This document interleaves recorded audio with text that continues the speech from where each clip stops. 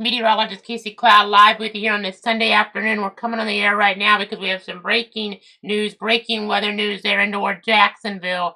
The game between the Jacksonville Jaguars there, the season opener for the Jags, against the Carolina Panthers there in the National Football League in Week 1 has been delayed due to lightning. There's lightning in the area there, getting within about 6 miles according to the weather stem site there in just the last 10 minutes or so. So just enough within that radius. They're taking precaution to be on the safe side. There's no rain there, but this is about being careful. I know you gotta just be mindful that lightning can strike, several miles away from an apparent thunderstorm. So when you get in a certain radius here, that can cause problems. So folks, now in that delay into where Jacksonville, you see where the red square is. That's where the stadium is, if you can tell. I'll zoom in real quick though, and you'll be able to see that a little bit better. It's right there, and then I zoom back out, and you see our storm accent as we're looking there toward northeastern Duval County. So it's not right on them yet, but this could be a lengthy delay here because they have to, based on certain protocols, some folks have different rules or protocol than others. Sometimes it's 6 miles, 8 miles, 10 miles, but this was within 6 miles. So, this could last a while because, this is a pattern here where we're kind of, concerned. We were seeing an escalation in the rain chances yesterday. They got lucky in terms of not having to actually delay things in Gainesville. They were honestly, there were a couple strikes that probably within a radius there that some folks would delay, but it didn't happen there. I know ended up not, working out in Florida's favor there, losing to the USF, but that was a big deal in college football yesterday. But in this, sometimes, again, different organizations, different protocol here, and we have a lightning strike, at least, one, I think, maybe even more than that here. As I go to information behind the scenes, there was a cloud-to-cloud strike at 150, about 6 miles north, at 147, just a little over 5 miles north. Another cloud-to-cloud, but there was actually a ground strike, a cloud-to-ground strike at 157, 9 miles to the north and east here. So, again, we are in a delay into toward Jacksonville. The Jaguars are Trevor Lawrence, and the Jags leading 10-3 over the Carolina Panthers there. Cam Little getting an early field goal there for Jacksonville. Trevor Lawrence getting that touchdown pass to, I believe, a new player for him, Hunter Long, and also Carolina.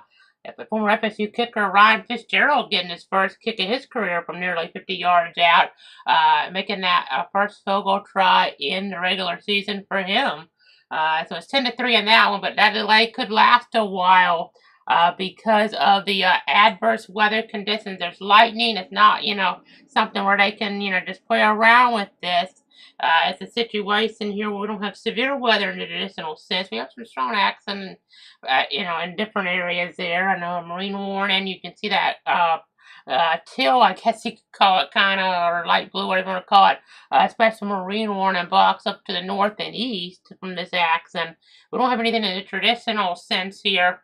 As we're tracking, but we do have this lightning there in toward that region, and I know it's a scenario here where we're just gonna continue to watch things.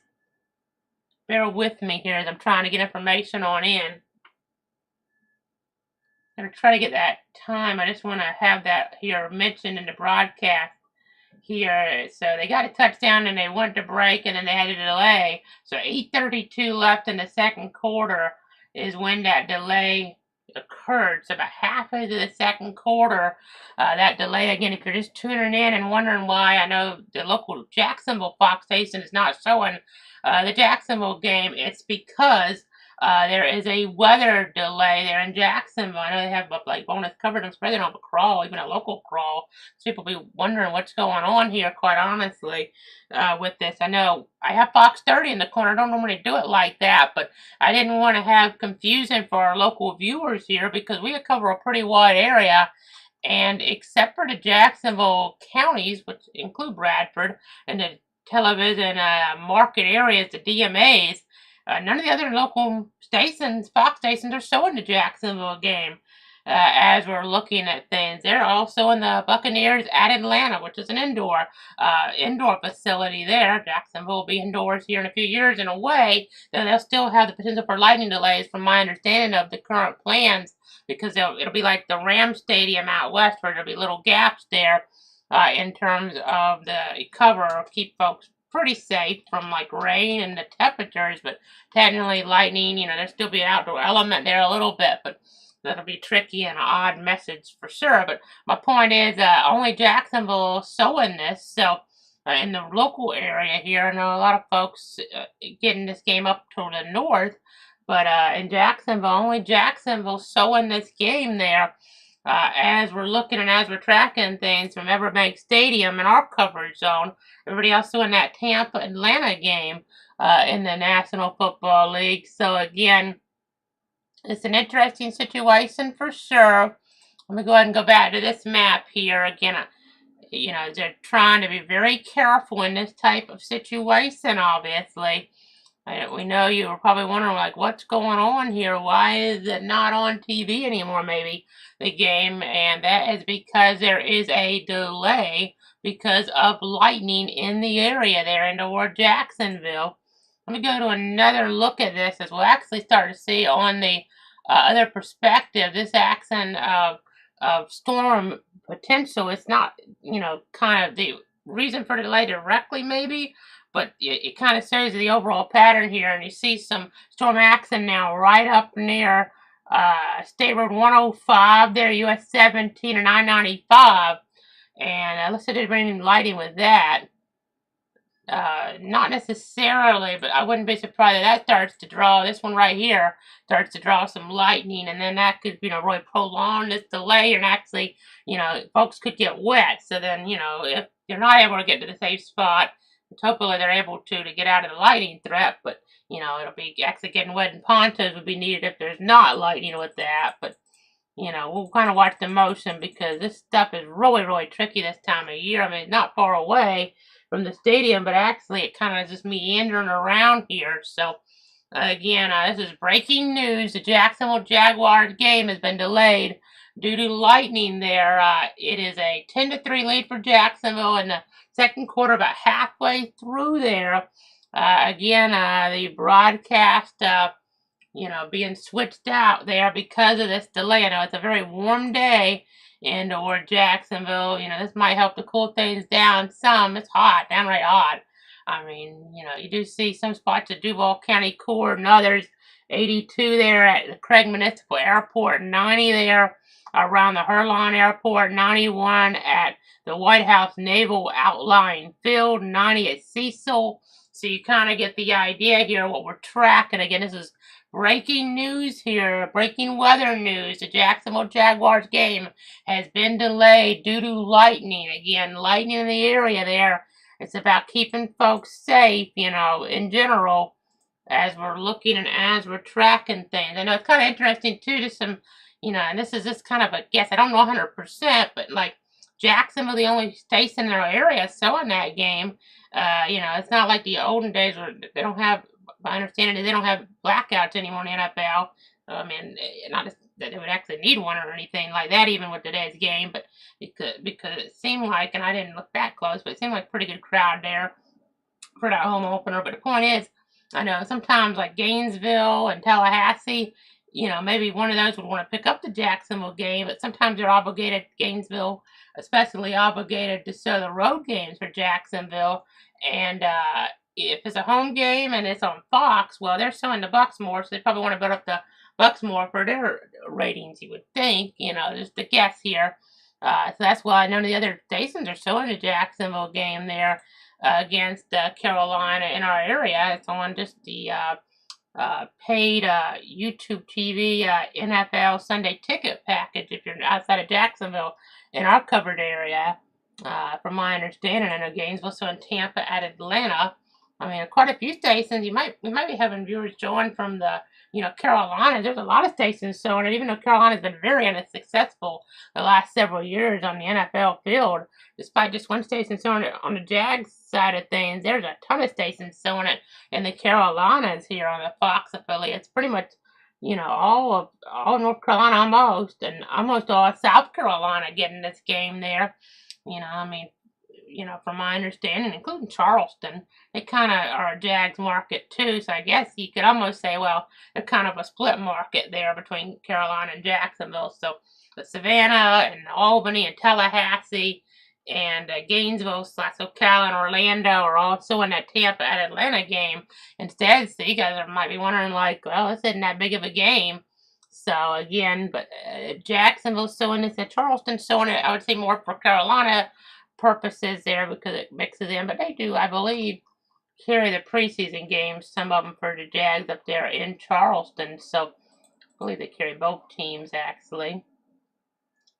Yeah, Charleston does carry the Panthers, one of the stations there, and another station carries the Jaguars. So yeah, it kind of goes hand in hand a little then.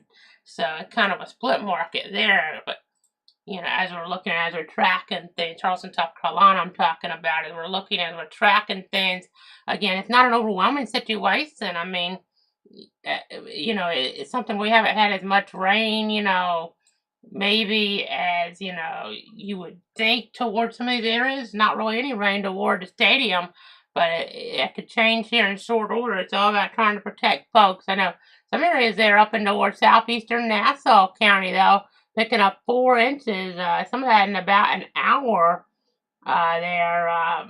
In fact, several sites said 3 to 4 inches based on the LSR, the local storm report, with, actually one site was 4.22 inches in just an hour there in southern Nassau. So if this can actually work its way in, then, that could be an issue here toward the stadium itself. Again, there is a delay, an official delay, though, because we have some lightning within the radius. And I have it on the Moody radar because sometimes when you're so close, I've noticed this with the Alabama game. I've noticed it over the years. But my point is, the Alabama FSU game, sometimes it's harder to see some of the rain right at the radar site. And it mixes them with ground clutter and the like. So I went to the other radar up a little further away so we can kind of watch things a little bit, where it's a little more obvious when you have the convection here. So let's pull up some traffic cameras. Bear with me here. I doubt many folks will be leaving the game. Just trying to get to a safer spot there in toward Jacksonville. But again, we're live right now with this breaking news, breaking weather coverage. Again, there's a delay in Jacksonville. Let's see if I can get a couple different cameras up, maybe to tell that story possibly. Let me just kind of see what we can kind of find here. I'm going to try to get toward the South Bank there in Jacksonville. Try to get a good camera angle here. We'll go to the San Marco northbound on-ramp. So let me go ahead and pull that on up here, the San Marco northbound on-ramp. And you can kind of see some of the darker skies, but we're not actually seeing precip there on this. So that's one viewpoint as we're looking at things, as we're tracking things. But then I'm going to go a little north there, and we'll get up there, north on some of the different, roadways in the area. So I'm going to get up on I-95 just a little bit there. Let's get up toward areas around Brentwood there. See if I can, well, I don't really see the rain on that one. Let me check a different view. Bear with me. I may go ahead and switch radars to Jacksonville just for a minute, since we're in a delay now. You see a boundary. I gotta wonder maybe they had a gust of wind there at the stadium last few minutes with that coming on out. That's one thing. There's multiple, different radars for different things. That helps to tell me there probably was some wind down there, at Everbank Stadium. But just continuing to give you guys the latest here.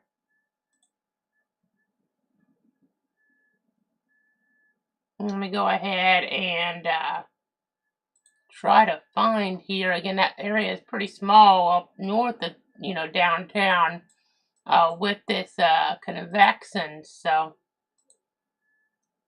again, just trying to give you guys the very latest here. Let me go ahead and pull this on up. We're going to go ahead and go to, here we go, I-95, just south of Dunn Avenue. You see some rainfall here. So, just telling that story. Again, you see some of the precip on the camera lens there. Definitely, you know, kind of some rougher weather as we're tracking things in that part of Duval County. Of course, there's even more rough weather in northeast Duval. We'll have some of the, you know, electric acts in there, the lightning, of course. So again, just trying to give you guys the very latest here on all of this. So we're going to go ahead and continue to monitor the situation. Let me go ahead and check some more informational sources. Again, a pretty big deal having this game delayed. Jacksonville got a touchdown and went into delay there, unfortunately, because of the adverse, you know, conditions with the lightning within the radius. So, again, we're trying to give you guys the latest here, trying to keep you guys informed. You know, we're sticking with it, kind of just right on the edge with this, you know, radius here, but again, let me go ahead and see what we might have. So, Everbank Stadium sent out a tweet saying all guests in open areas should shelter within the stadium facility until the all clear announcement. Some folks are saying it's sunny. Well, they're having to take precautions though because of lightning here within the radius. So, again, we're live with you with this breaking coverage here of the lightning delay in Jacksonville. Again, lightning within, you know, certain amount of miles, within 6 miles, according to the weather stem site there. So again, that's why the game's delayed about halfway through the second quarter. It's at a pretty quick pace there, you know, as we were getting going, you know, and until that delay. Some of the games are behind it, but now they're all passing it by on the timeline. So again, sometimes, you know, it's a situation here, though, you know, you just have to be on the safe side with it. Even if there's sun there, you have to be on the safe side in this type of situation. So again, got that delay there. We got that delay as we're continuing to give you guys the very latest. We're trying to keep you guys informed here. Again, just trying to keep you guys up to date. It's very important. Again, the lightning in the area there.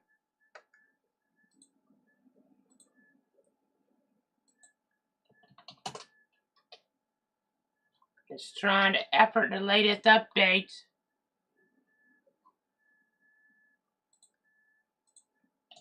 It is 2:18 right now, the time. I'm meteorologist Casey Cloud here in the Weather Center. See a little bit of wind energy in eastern Nassau. We've had some significant weather advisories, but let me go ahead and zoom back out. I noticed they were trying to run a crawl there, I think, on Jacksonville Station. I think they had a different feed in there from maybe a past event. So they'll probably try to get that fixed and run a crawl about what's happening, because I'm sure people, you know, if they're not paying attention to social media, not watching here, they don't know what's happening. But there's a delay in Jacksonville because of lightning in the area. Again, breaking news: the Jacksonville Jaguars game has been delayed due to lightning there. Again, this is breaking news here that we're continuing to track. Again, the Jacksonville Jaguars game delayed due to lightning in the area there within about 6 miles or so.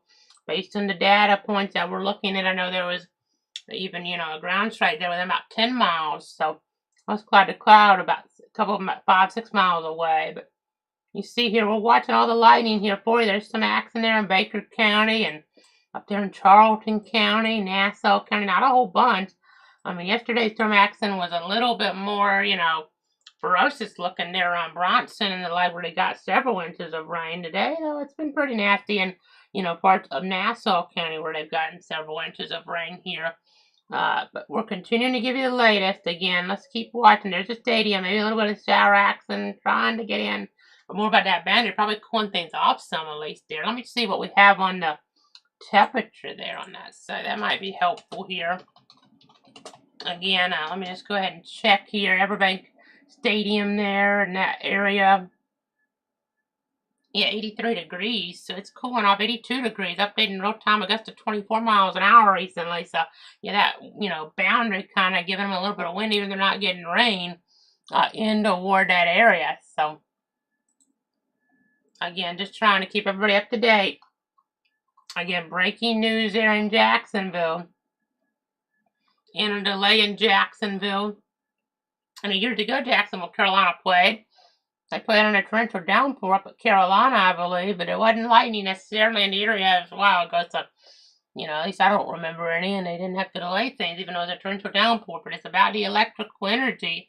You have one strike, one ground strike, and it can turn into a tragedy. So, again, we're trying to just be, on the precautionary side with things here with this breaking, weather event. So, again, even though it's not something that's overwhelming, again, this game delayed due to lightning in the area. And I've been doing some of these streams here lately. The Alabama-Florida State game, there was rain there at that one, but we didn't end up having the lightning delay things, which was great news. The rain did have some impact, though. In the game yesterday, there was storm action there around as we were looking toward the west of Gainesville, especially. Even in the south, we had that warning in Marion. But it's a situation here. Where we really got lucky for those folks. They're not having to delay it. Now the game for Florida didn't get so, lucky there for them at the end. USF pulling off a huge upset in Gainesville with that 18-16 win. Nico Dramatica there kicking that game-winning field goal. He missed one from a longer range earlier on, but a pretty short one, winning it for the Bulls there. First win ever, I believe, against Florida. For them, I mean, that's pretty, impressive. They had, and I hate even mentioning this, but years ago they did beat FSU. About 15 or so years ago, USF did, but they had never beaten the Gators until yesterday.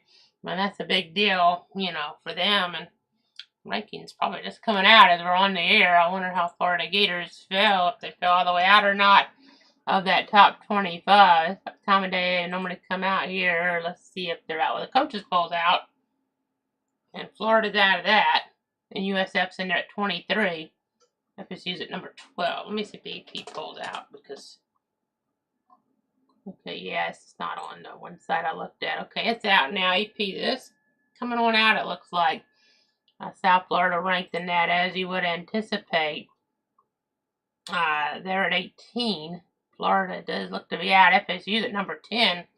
And now I'll go ahead and pull this up because I'm just doing it for our Tuesday night weather here as we're tracking things. But, it's something, I try to do it ahead of like the actual polls because that way they're not, kind of impacting what I do here. But, I mean, it's kind of a pretty dramatic difference. We'll just pull it up since we, have some time to fill with this delay coverage right now. Not overly dramatic in Jacksonville and downtown. But we do have that delay, of course. But let me go ahead and pull up the graphics. We'll go ahead and pull them in. And you can see this is my current college football playoff picture. I actually have the top 3 being out of the Big Ten now. There with Ohio State winning the conference. I know Penn State struggled a little. I mean, they won like 30-something and nothing, I want to say, against FIU. It wasn't good enough, I mean, in terms of keeping them in a 1 because of the way Ohio State played against Grambling.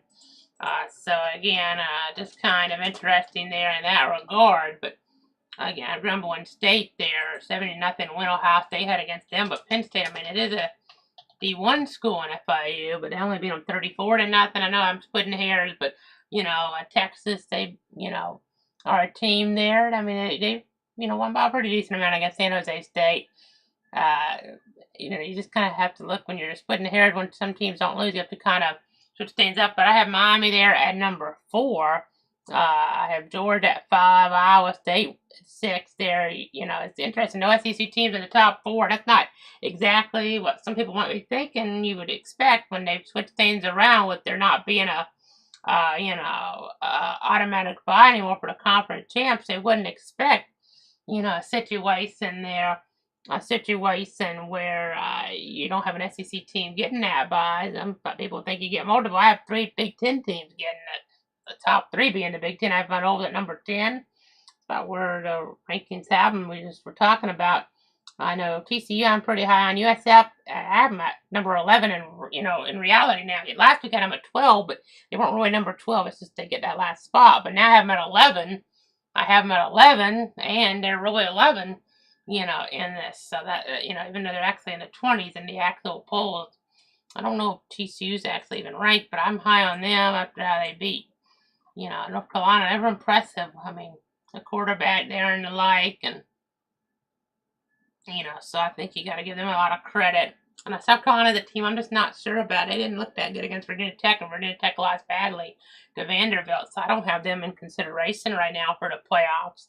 They're probably in right at this point, but and Utah, the team, the third, the way they beat UCLA, UNLV just barely beat UCLA. Georgia Tech's a team, they beat Colorado on the road there, but I already had them at that spot before. Georgia Tech and Clemson play each other, I believe, next weekend. You're coming up this Saturday, I want to say, on ESPN at noon, maybe.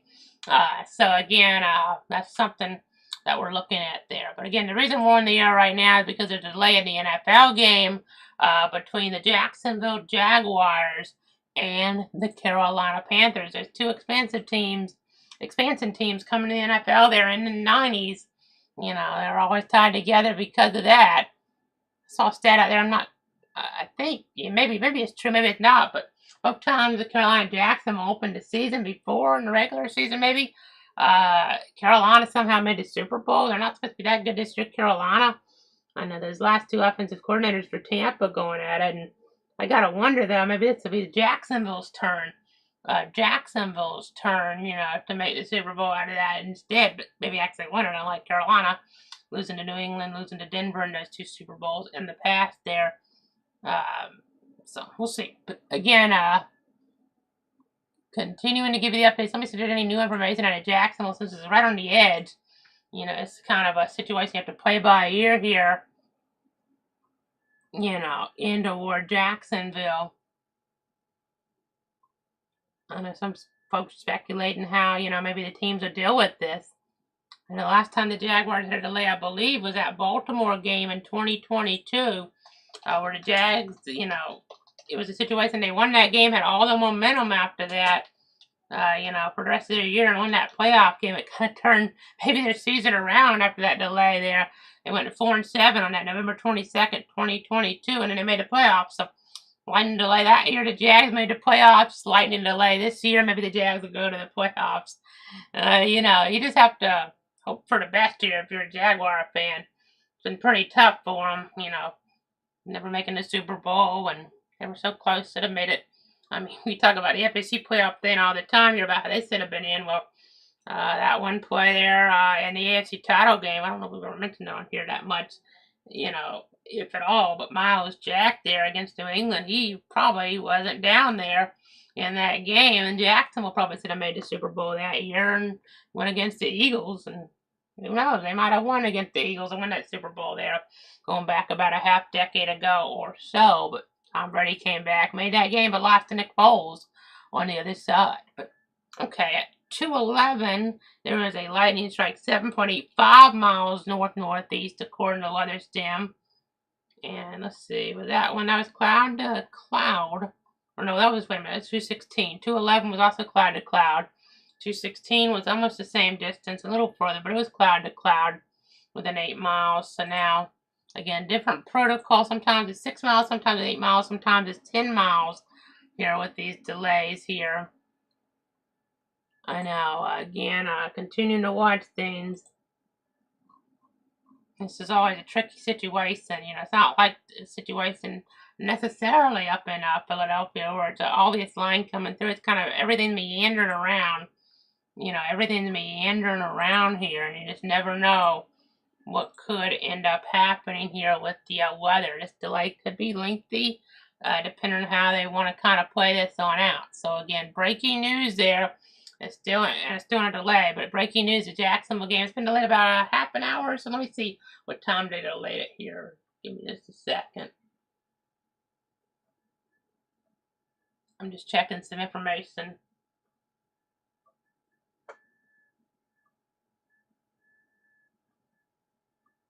Somewhere around 2.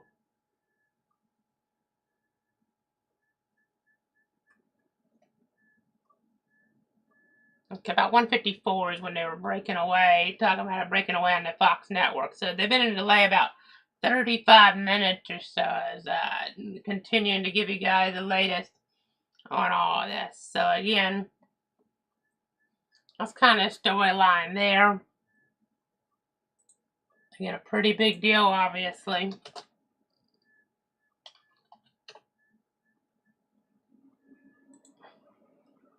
Just checking all the different informational sources.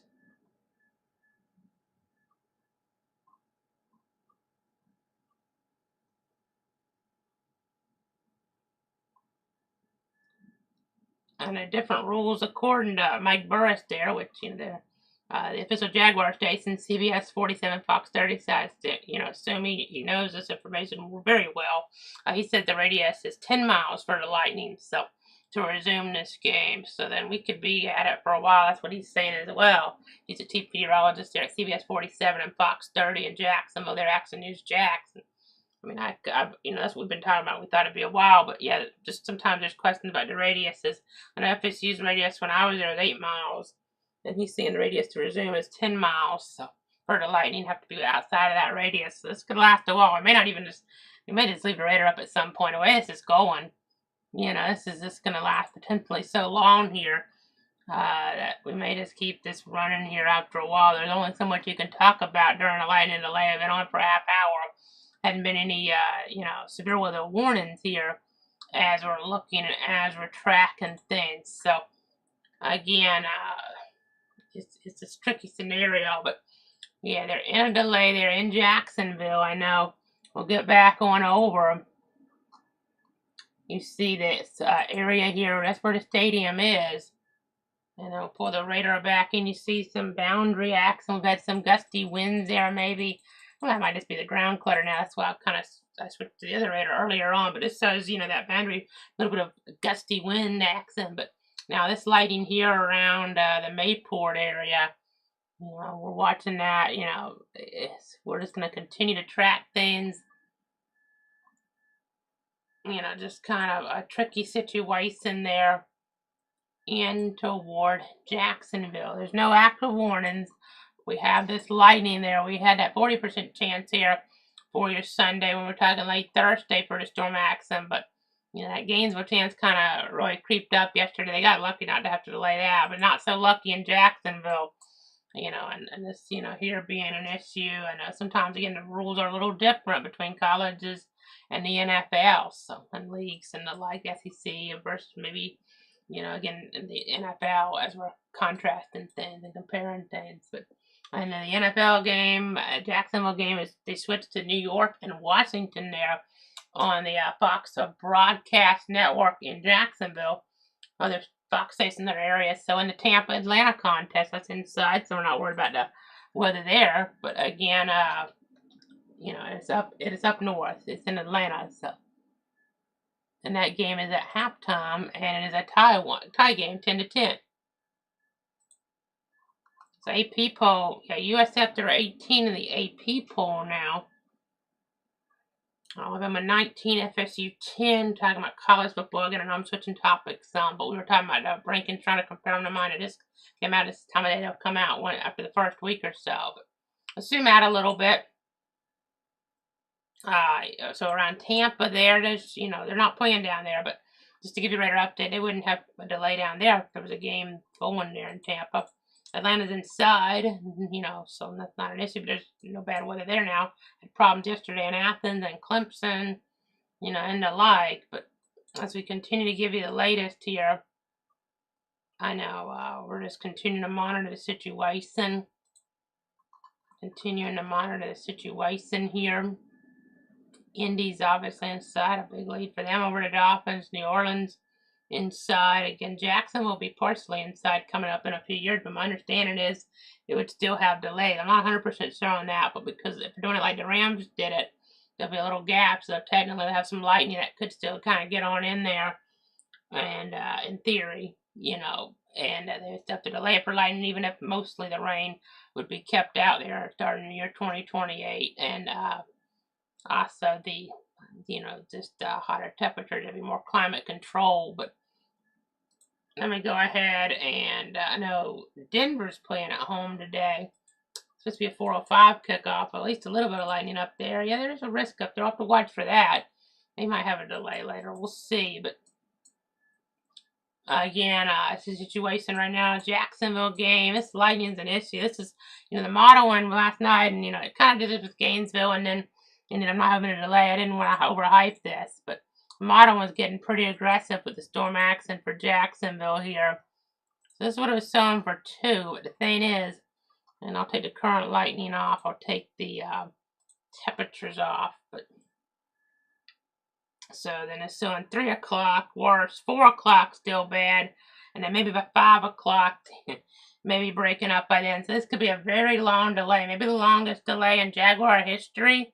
I don't know if there's a record, type of list for that. I mean, I remember one in 2022 there in Jacksonville. Let me see if there's like a list, because sometimes, these big sporting events, in big leagues, there's a list for stuff like this. Let me see if I can find a list here as we're doing this on the fly, obviously. Trying to figure out how long the longest delays have been in Jaguar history. Let me just go further in the model, though. 6, you see some stuff to the west there, but maybe not right at them. 7, 8. So maybe, they'll be able to get this in later, but it could take a while. So, again, we shall see, though. It's about a certain radius because of it. It's been right on the edge here as we're looking and as we're tracking things. So, yeah, let me see. Jaguars, NFL delays. I know I've been in this area since 2000, so, so there might have been some in the 90s there I'm not really aware of, to be quite honest. Let me just see. Maybe there's a page for this. Of course, we had the one in 2022 there, Baltimore game. That was a big deal. That was a big deal there. Started that one being delayed. I think about a half hour or so. And then they were able to get things going. And the Jags Hall of Fame game was delayed up there in Ohio, I believe there. That might have also been 2022. Yeah, that was up there in Ohio, but I wish there's a list, honestly, about the delays. Let's see here, again, check some different things. At least the Jags are winning, they had some good momentum going, but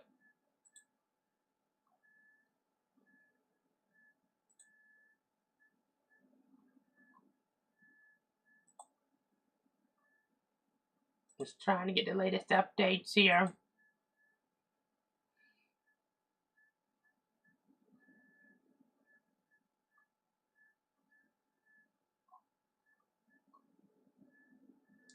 Again, folks, still watching things. Again, could be a pretty long delay. Interesting, with this, and interesting against Carolina, the other team that joined the NFL with them at the same time.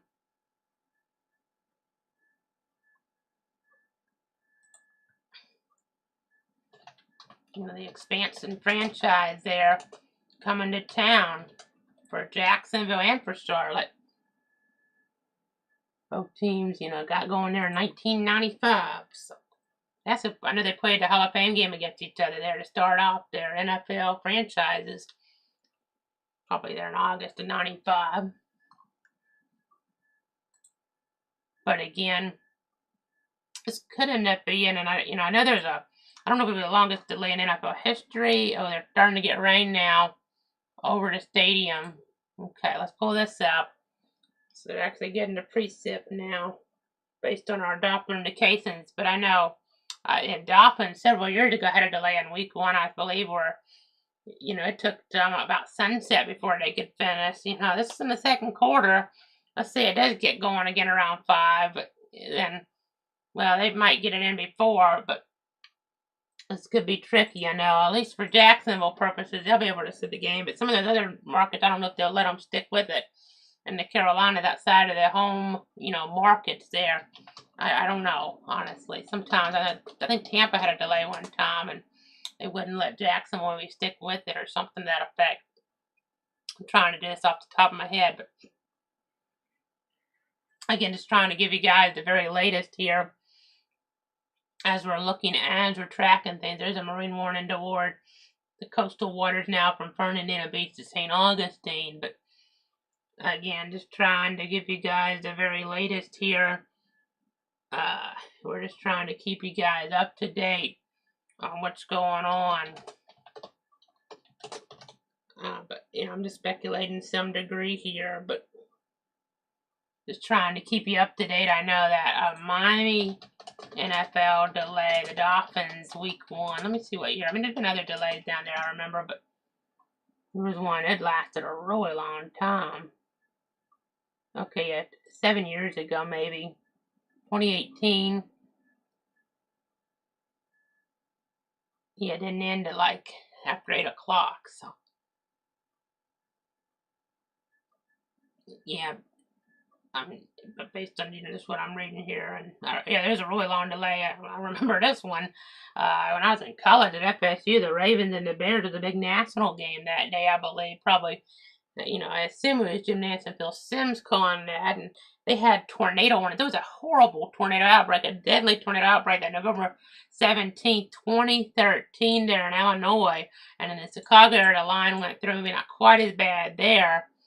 But the Bears and the Ravens had like a 2-hour delay. That was not just, that was, not just lightning. That was a severe outbreak in the middle of an NFL Sunday, which that was a memorable day for sure. Looking at the different coverage from different stations. I see they're cutting in on TV right now in Jacksonville with a special report about the delay there into where Jacksonville, the local Fox station is, and to keep everybody updated on what's going on. So. Again, just continuing to give you guys the latest on myself here in the Weather Center. Just trying to keep you guys up to date here. I know the Carolina Panthers, they're a home TV market. So, it's about primary, secondary. Not, necessarily where all like the preseason games are.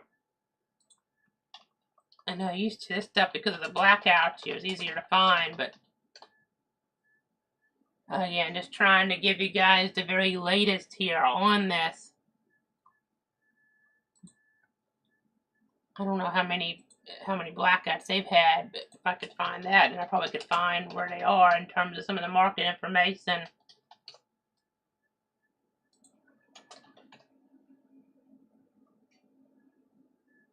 I don't know, I haven't had blackouts in like 10 years in the NFL, but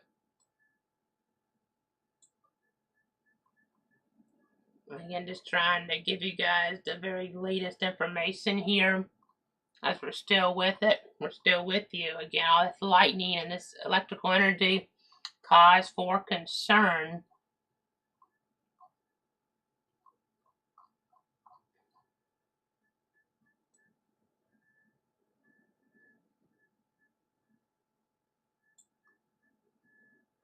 Just trying to look through some stuff here.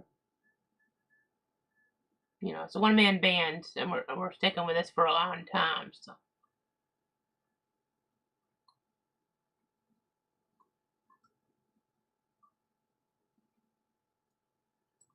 Just trying to kind of get an idea. The reason I'm looking at that up is because this might be the only stations, if this goes so long, they're allowed to return to the game. Of course, here, Jacksonville, they're the only market sounded around here, so they'll be showing it on Fox 30, I'm sure. I mean, if it's a Jaguar station, they better be showing it. But anyway, again, we're just continuing to give you guys the very latest here on all of this. This different NFL protocol as we're tracking.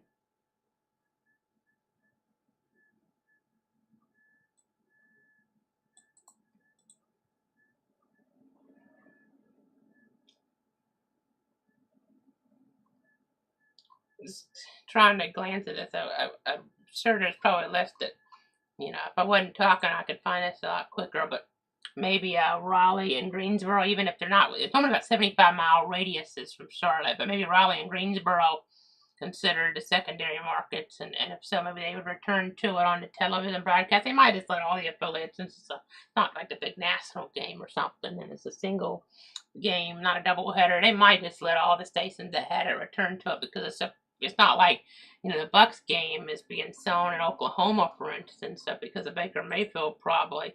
So it's not like it's just a game where, some markets that are not, really close to the teams are showing. I mean, it is very well possible to let all the stations up there, Fox and NFL, return to the game there between Carolina and Jacksonville. So we shall see with that. But again, trying to give you guys the very latest.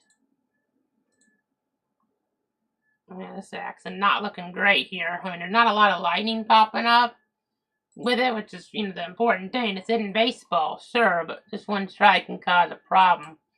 So again, just trying to give you the latest. I would think the Greenville, South Carolina market, which I know they have an interest because of Trevor Lawrence too. But, because the Panthers, they played a game at Clemson to start out. They'd probably let them return to it as well, I would think. But lightning-wise, okay, at 2:16, almost 30 minutes ago, a strike within 8 miles. So that was off toward the northeast. Let me see if there's any updates. I mean, it's about 10 miles. That's the thing, too, here. It makes it tricky because, based on what my understanding is, it's 10 miles. So the NFL radius there, to clear, the delay, fairly big, and if you just get one strike, it's probably another 30 minutes from that's how generally it'd be, the 30 minutes from the last strike of lightning. So again, this could be a while here. Apparently, according to WJX and WFOX's sports director, Brent Martineau, some folks are going over to Daly's place to watch some other games during the delay. That's a complex there right by the Jaguars Stadium, indoor complex. So, a safer area than being right in the outdoors. So that's a good thing. That's a good thing.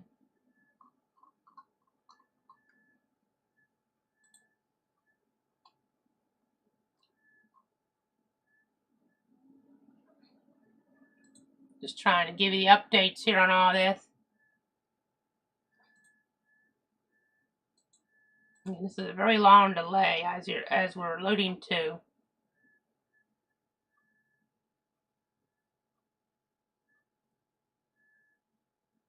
I mean, it's gone on for approaching an hour now of this delay. Not an ideal situation there in Jacksonville. But it's about taking precaution, about keeping folks safe there. Again, a very long delay for the Jaguars against the Panthers.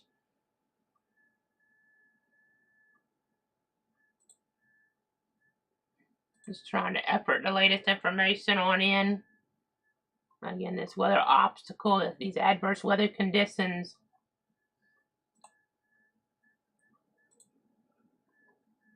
See how much rain they have at the gauge there.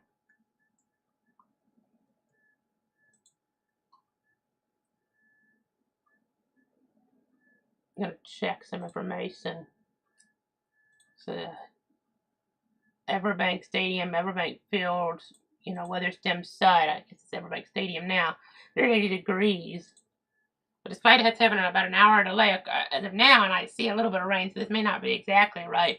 Yeah, there's some rain on the lens. It's showing it. There hasn't been any rain officially measured.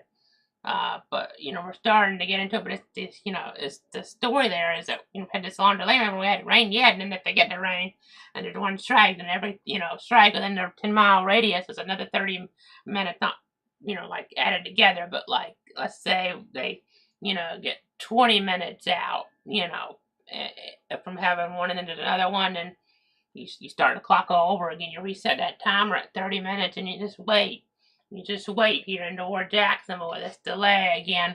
Jacksonville Jaguars game delayed due to lightning there. The game against the Carolina Panthers due to these adverse weather conditions. Again, the lightning within about 8, 10 miles, 6 miles, however you want to describe it, of the stadium here. I mean, we saw some within 6 based on our Doppler, / weather stem indications for the exact mileage. But again, just trying to give you guys the very latest here. Pull up some cameras. I mean, eventually, it's not a late game or anything. It's not, a night game where we have to work tomorrow. But eventually, some folks might just give up and leave. But Especially they have like season tickets and the like, but it's not, that cheap, so I don't think people just want to be kind of abandoning this game too quick here, especially a season opener. The Jags are up 10-3. I get about halfway through the second quarter there, but let's pull up a camera view. This is I-95 there. You see the dark skies in toward Duval County. Again, sometimes, this time of year, it's, about Duval downpours and the like here. And it's a situation where definitely, these storm accidents can get in the way here, unfortunately. I know not just a point-to-point broadcast, around Jacksonville it is, but the Carolina, their station's so in this game, so, that makes it at least a little bit bigger deal in terms of, percentage of the country seeing this and being impacted with their TV viewing. And I know years ago, though, Sam Kavars was talking, I heard, not too long ago, former Jacksonville sports director, about how one time Jacksonville and Cincinnati, they had it, and they're playing next week, by the way, but Jacksonville and Cincinnati, it was a point-to-point broadcast where only, I think, Jacksonville got to see the game because of this blacked out in Cincinnati, and, Fred Taylor had a big day, but didn't help him in the race to get in the NFL Hall of Fame because nobody really saw the broadcast. So, again, you just never know here as you're looking at, as you're tracking things and all of that, but again, just trying to keep you informed here on what's going on, what's happening here, as we go ahead and jump back to the Doppler. Again, just trying to keep you guys up to date. It's not much you can see after a while when we don't have, like, really nasty storms. Wouldn't normally be on otherwise for this, but Jacksonville's game next week is up at Cincinnati. Chris Lewis and Logan Ron will be on the call there. Probably going to get pretty low regional coverage on CBS. It's a single header. It's kind of like this here, maybe even less markets. I don't know. Okay, that game. There's a Jacksonville, secondary market would have primary. I don't know how it used to. We would know how it worked with the different nomenclature because of black guys, but I know Gainesville probably required to show that game because of that. And as we're looking at things, as we're tracking things here. So that's something to kind of bear in mind. But yeah, Cincinnati, how are they doing today? Let's see. They are losing the Cleveland Browns half of the third quarter there, 16-14. But their game is up at Cleveland. It'll be over before the Jacksonville game, it would appear. They might get a little more rest time, and it will be up at Cincinnati for Jacksonville. So that could start to play a little bit of a role. But Jags game should get in today here, so it's not going to be that big of a deal probably. But again, this is a very long delay. 10-3 Jacksonville, half of the second quarter there. Chris Myers, Mark Solera, then Jen Hale there on the call for Fox. Jacksonville, they're up by 7 against the Panthers. That touchdown happened right as, after that break, they had to delay, on the broadcast there. And then they sent it to Kurt Menefee in the studio and sent folks out to a different game. New York at Washington there. The New York Giants and the Washington Commanders. Commanders leading 14-3 there in the third. But yeah, Jacksonville game delayed half of the second quarter. Some lightning now starting to pop up to the south, right along State Road 21 there, according to our tracker. Yeah, just had a ground strike 2 minutes ago, 8.89 miles to the south-southwest. With that now, 8.89 miles away. So we're going off for 10 miles. That's another 30 minutes. We're adding to the clock here. So this is not ideal, and they're going to want an indoor stadium after all this, but maybe it'll get folks to kind of think, do we want to have this every few years? Do we want to have this every few years here? With, lightning, let's just go ahead and close up those gaps so we don't have delays anymore. The Rangers of Texas and baseball, I was watching Friday night there, and they had lightning outside and rain, but because it was all closed in, they didn't have to delay things. And they won in that game against Houston. Didn't do so well yesterday. But, the point is maybe we get this kind of fixed now before they do all the renovations. And then we don't have delays anymore because, again, my understanding is it's going to be like the LA Rams who had a delay a few years back. Monday Night Football, I think. They have, they'll have it mostly, weather covered. but not completely, meaning there'll be still a chance for some lightning delays here. Now, cloud to cloud strike just now, 254, just 8 miles or so south-southwest. Again, we keep setting that clock back to 30 minutes, it seems, as we're looking and as we're tracking things. Again, it's a situation here where, I would hope that maybe this will be a good point here. If we're going to go ahead and just have a stadium with the cover on it, let's just try to find a way. I don't know if it's, how much more money it would cost and, how it would work, if it would work. But maybe just get it completely enclosed so we don't have this. Now, Jacksonville in 2027, we won't be watching the weather for Jacksonville that year for delays. Next year we will. I think it's to reduce capacity the next year, is my understanding, in 2027. It'll be moved, the team will, for a year. They'll either be playing in Gainesville or Orlando. It hadn't been announced officially yet what's going to happen with that. So we'll be watching for delays, either in Gainesville, I believe, that'd be Ben Hill Griffin Stadium, of course, or Orlando. Unless you have campus there, or Orlando. Probably Camping World Stadium. I think that's the one there, just Justin. I know Daytona was on the board at one point, the Speedway there, but I didn't end up, making the cut for the last two. But we'll be watching the weather for that. And in 2028 is when the new stadium will open there. And then, again, it's supposed to be covered, so you won't have to deal with the heat, really, and you won't really have to deal with the rain. But supposedly, you would still have lightning delays if we're going off of what the Rams did there. And it's not like California where they're very rare.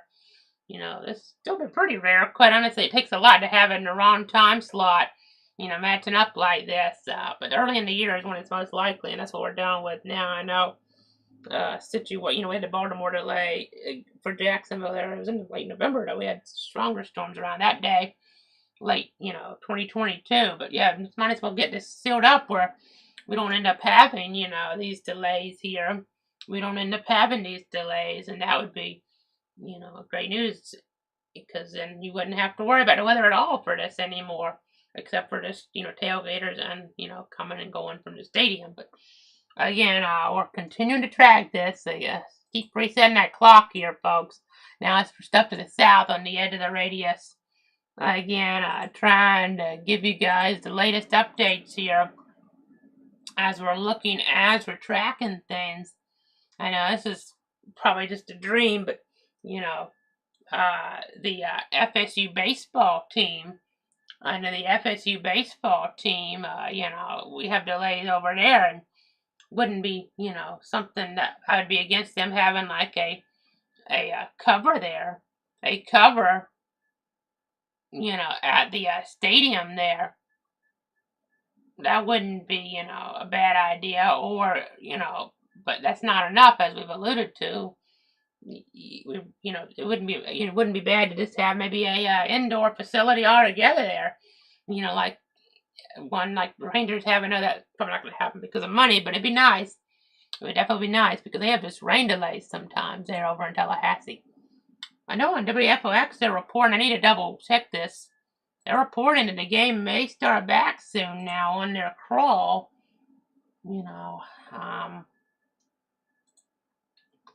Little surprised by that, quite honestly, if they're going to go by the 10-mile radius here. Okay, there's a report that it's going to start back at 3:10 now. They're working to try to restart it per the press box there at 3:10. If so, that'd be great news. I'm a little skeptical, though, because if we're going to go by the 10 miles and we have this within 10 miles, I mean, they, hopefully it'll be okay. If I had to put a percentage on it for lightning, I would say there's a 60% chance they're not going to have lightning, really, really close to the stadium, but there's like a 40% chance that they would still have some lightning pop up right there on them. I mean, remember that Jumbo Shrimp game not too long ago? They had thunder in the background, and then they still kept playing. And that was right on them, kind of popped up. It's not impossible. This right here gets a strike with it, and then you have, real danger here for folks. I mean, it might not be right there. It might just pop up right out at the stadium. So, I don't know. At this point, I wouldn't be restarting this, to be quite honest. If you're already in a delay this long, you certainly, you're just already taking a precaution. It's not fun. And again, a completely enclosed stadium would solve this. as we've alluded to. But again, the reports are this is going to resume in 10 minutes there at 3:10 p.m. Jacksonville and Carolina on, some Fox stations, including in Jacksonville and Charleston, South Carolina, Raleigh, North Carolina, Charlotte, North Carolina, Greenville / Spartanburg / Clemson, South Carolina. You kind of get the idea. So again, just trying to give you guys the very latest here on the situation. Just trying to give you guys the very latest on the ongoing scenario.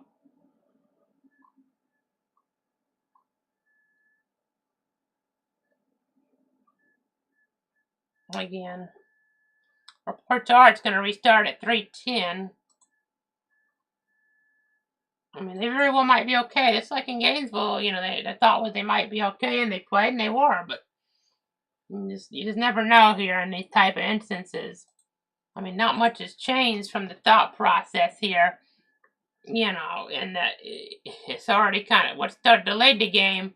It's a different area now. We're watching Southwest instead of Northeast, but it's the same type of mileage almost, here that caused that. Now they're actually getting some precip down toward the stadium, so it's a very tricky situation. I mean, very tricky here in toward Jacksonville, so it's not, if they isn't all clear here, it's not exactly all clear by any stretch, here. I wonder if they do restart, though, if the halftime would be impacted, or they still have a halftime there in toward Jacksonville, or if it would just be very short.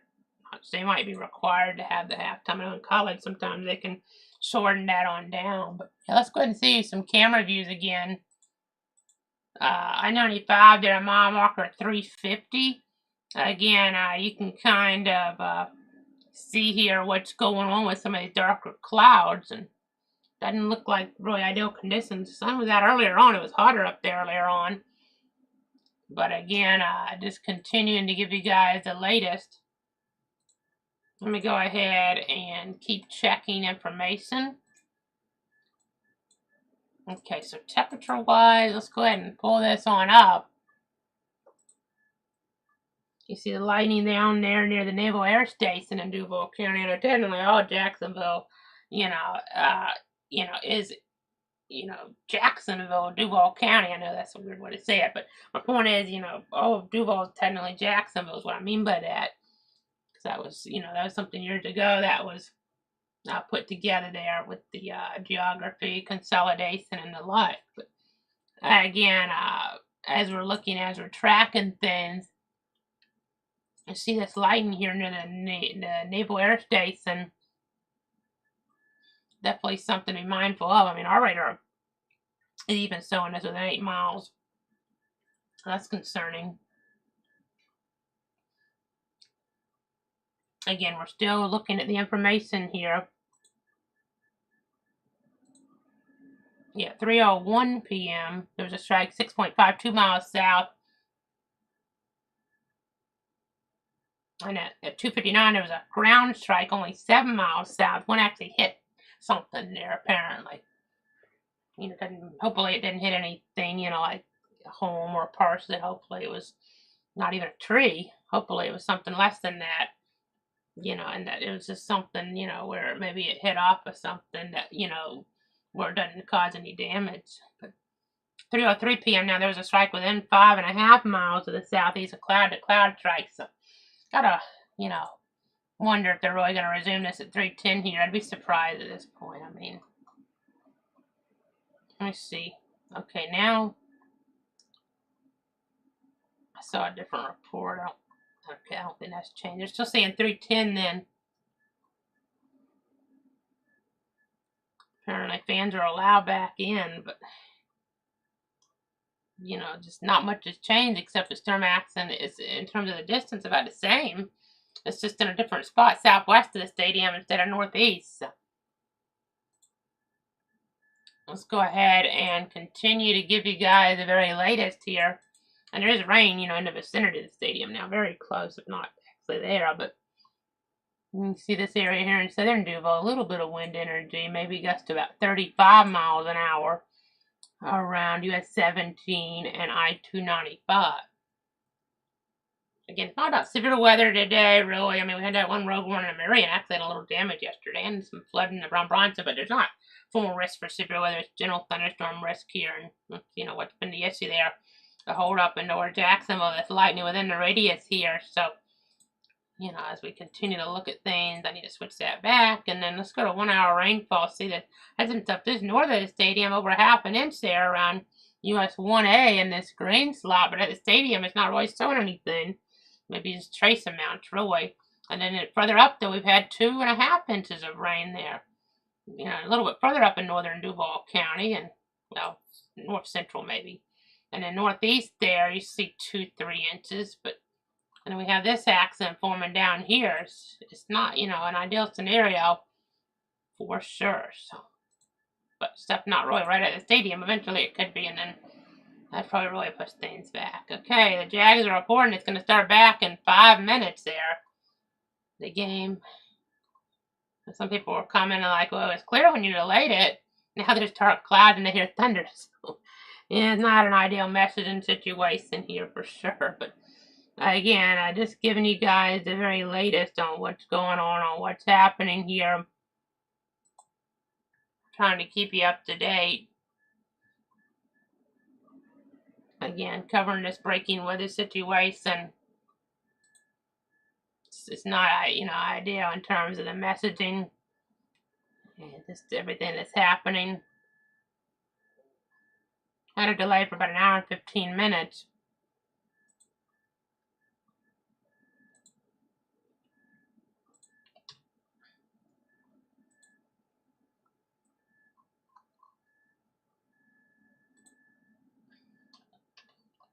I hope from this view it doesn't look as ominous as some rain, but if I zoom out here, which I will in a second, you know, it's a little bit different story.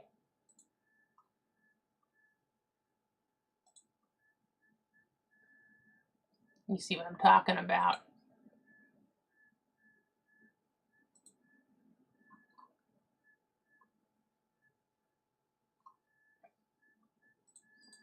I know we've had some delays, like in the preseason. I remember Jacksonville over the years. I think it was, I don't know if it was Tampa, but there was a team that took a long time for that game to finish on up. You know, this is the time of year more likely to have delays, like that week 1 time slot. I know Jacksonville, you know, at home, but Tampa and Miami, they play, well, Miami kind of outdoors, Tampa definitely outdoors, but they're both on the road this week in dome stadiums, indoor facilities for that matter, so they're not being impacted by the weather. We had the last delay we had for the Jags that I recall was that one against Baltimore, Roy. You know, they turned around for Jacksonville after that.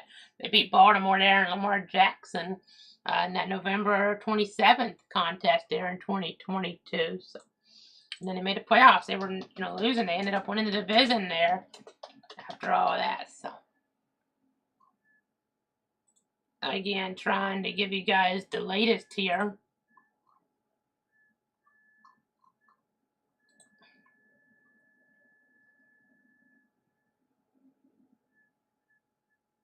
Just trying to keep you up to date.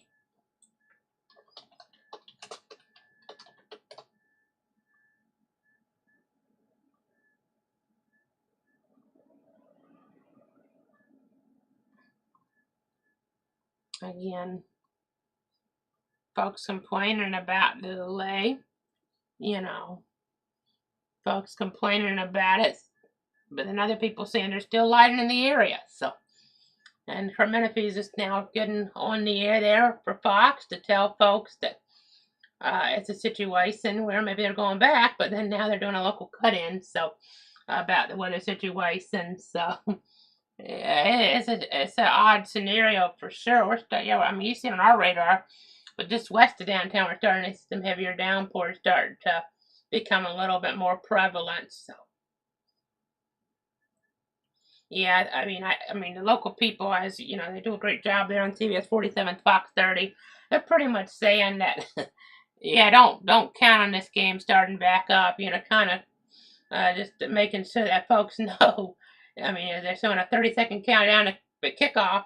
Yeah, which would actually be a kickoff because the Jags just scored. It's about to start back up apparently, but you know, don't count on it lasting very long.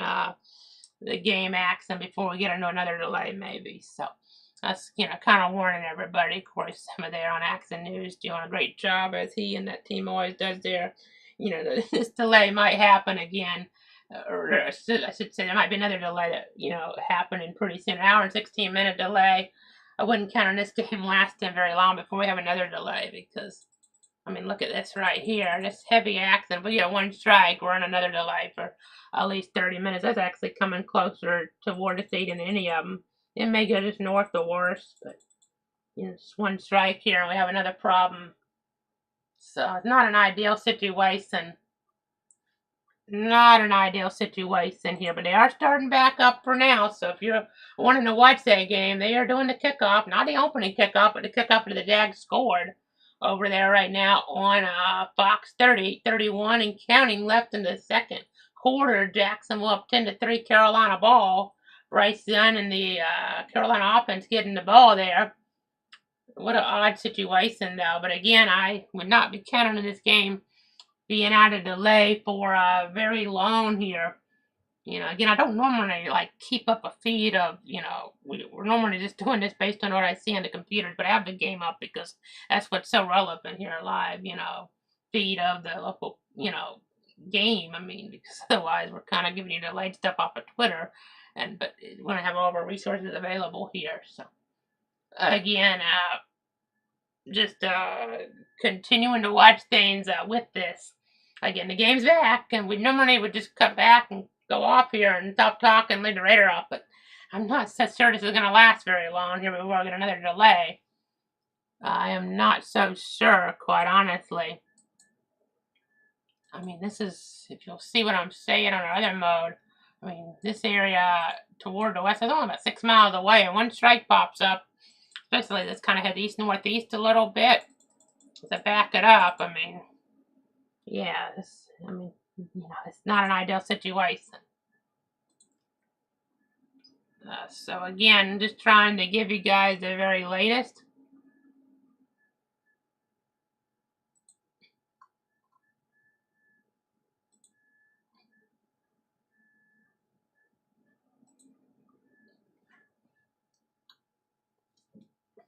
Again, just trying to continue to monitor things.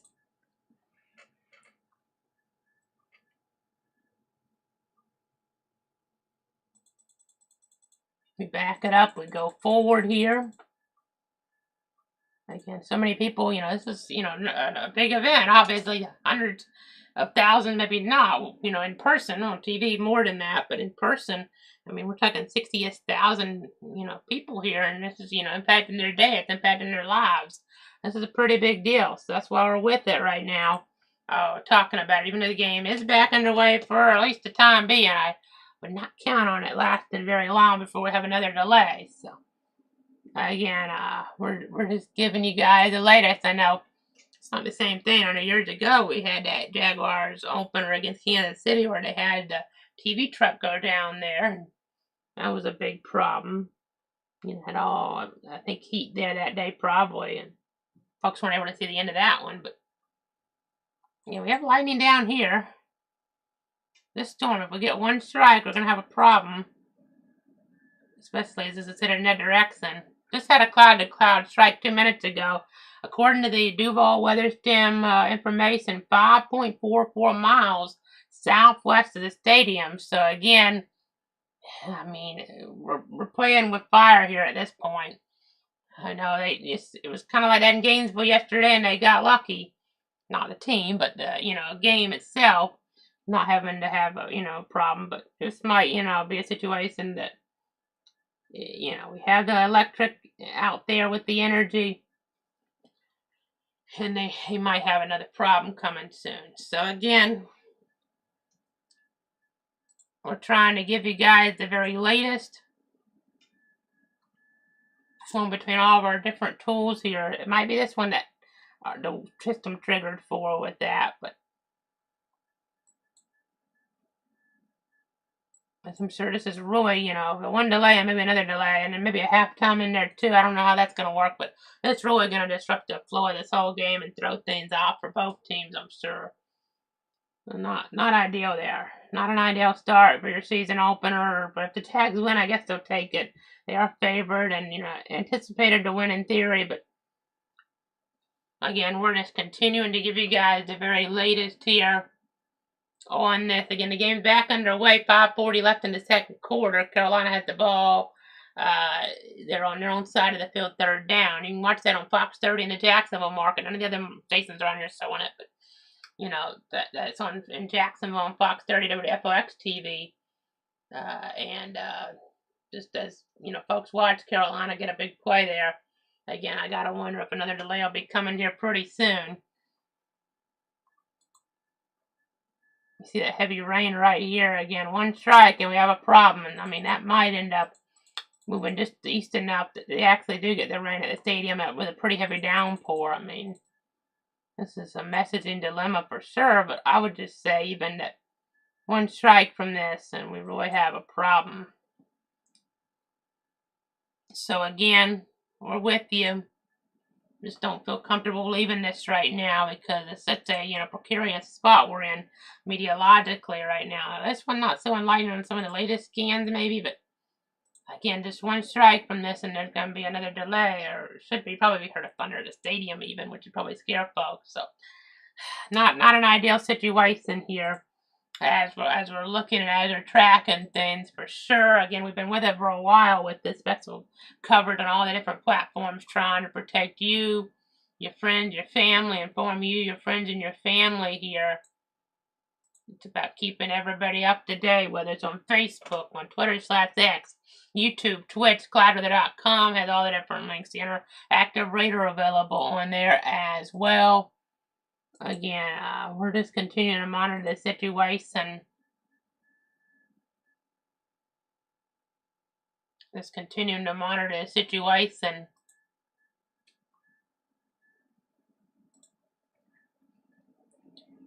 Cloud strike 12.72 miles away there in the last moments. Just off to the south. Not within the radius of 10 miles.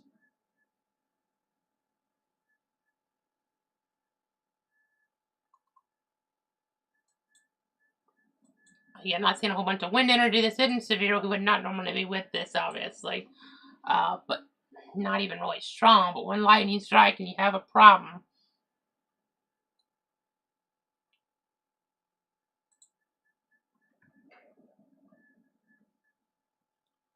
Again, still keeping you guys up to date here on all this. Trying to keep you safe and informed.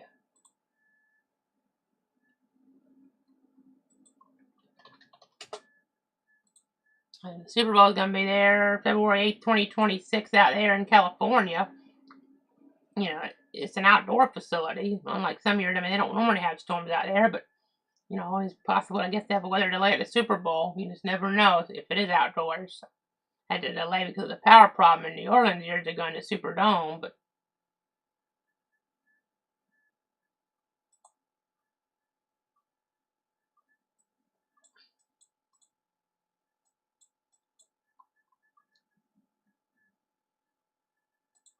again, still looking at the latest data here. We're going to zoom back out. This is this corridor here where we have the issues. Things coming together there.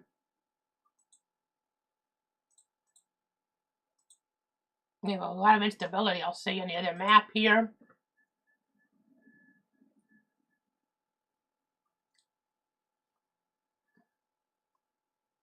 Over 4,000 joules per kilogram in some of these purple spots. I know it's a situation where the game has resumed. Has resumed there. So it is over on Fox 30 if you want to have me up on one screen and have them up on the other. Probably a good idea. And I mean, honestly, have them up right now because we have to monitor the conditions. That's the best way to do it. There is some light rain now starting to fall. So technically, I guess I can take the Super away about the delay. I feel like I'll be putting it right back up here soon. I'll probably be putting it up real soon again, but I'll take that off here.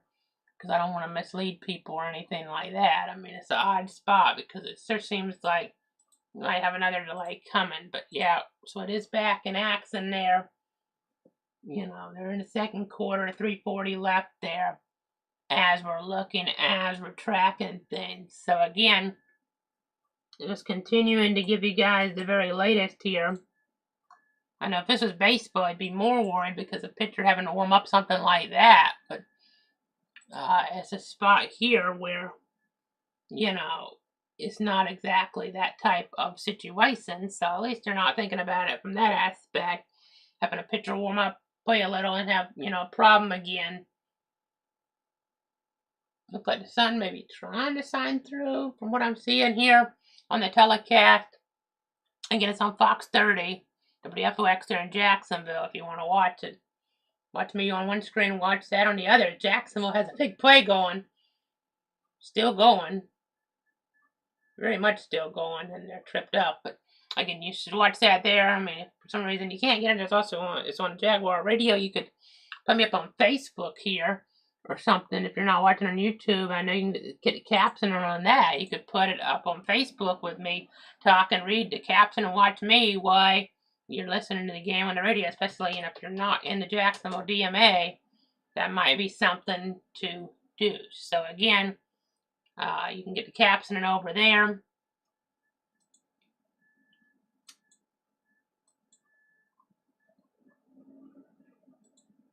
Again, just one strike and we'll have a problem here. We'll have a problem. Hadn't happened yet, thankfully, but and Jacksonville moving the ball. So for that, you know, you don't want the momentum to be stopped.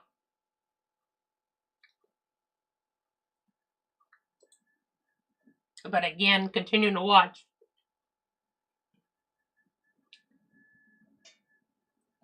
See the heavy downpour there in the last hour. Some of these areas picking up, you know, over an inch of rain. They're posting a 2-minute warning. They're not like in college where it's a 2-minute timeout, but a 2-minute warning in the second quarter. While other games are probably, you know, starting to get in that fourth quarter there across the league. But very well may have, you know, additional delays here. I'm sure this is something you'd want to have, you know, prep for there for teams. I know we had a delay Thursday in the NFL, Philadelphia and Dallas. That was something where once it was over. This here, not so much. And we got to stay on guard here. So at this point, there's only so much we can say about this. I still think we'll probably have another delay at some point. Weather's still having an impact. We're just going to leave the radar on up here, and we'll pop back in as warranted here with the coverage. I'm just going to leave this on up here, folks, and we'll cut the mic for now, and I'll pop back in. Obviously, another delay, but just if warranted again as warranted. So go Jaguars. Stay safe, everybody, and we'll be back here, you know, if it is necessary. Again, right now they're back in action. 2-minute warning, second quarter in Jacksonville over on Fox 30. Jacksonville driving the ball. Might want to tune in over there or listen on the radio if you're not in that area to watch. So try to enjoy that, and we'll be back here again if warranted because there is heavy rain not that far away. There's lightning at, you know, one strike and within a certain radius. We could have another delay, and it could be a pretty long one. So just be aware of that. Have the sponsors ready at the stadium as well. So just stay safe.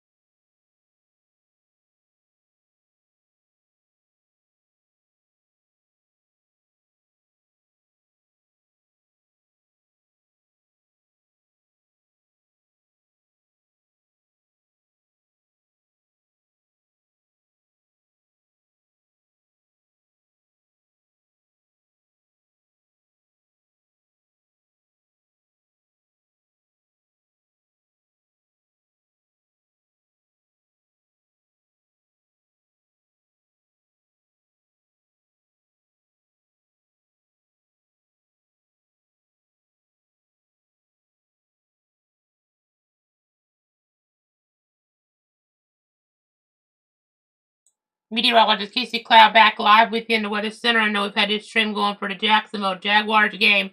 Just finishing up. The weather didn't play a role again after that lengthy delay of a little over an hour. The Jaguars getting a great win there, but we got to focus now on a warning toward the south. This just being issued in the last few moments. Severe thunderstorm warning proportions of Flagler, Putnam, and St. Johns counties here until 6 p.m. There is rotation.